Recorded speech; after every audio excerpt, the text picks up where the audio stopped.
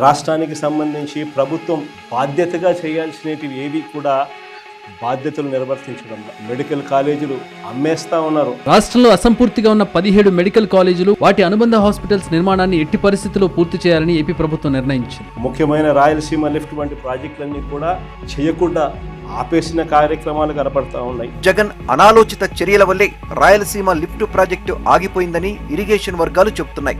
రైతుల గురించి పట్టించుకునే నాతుడు లేదు. ఏపీ రైతాంగానికి ప్రభుత్వం ఉగాది కానుకగా అన్నదాత సుఖీభవ 3వ విడత నిధులను ఇవాళ విడుదల చేయనుంది. 4,000 రూపాయల చొప్పున జమ చేయనున్నారు. పిల్లల గురించి పట్టించుకునేవాడు లేడు. రాష్ట్రంలో 67,27,164 మంది విద్యార్థులకు తల్లికి వందనం నగదును ప్రభుత్వం జమ చేస్తుంది. అక్క చెల్లెమ్మల గురించి పట్టించుకునేవాడు లేడు. చివరికి అక్క చెల్లెమ్మలకు పొదుపు సంఘాలకు 0 వడ్డీ డబ్బులు కూడా ఇవ్వని పరిస్థితి.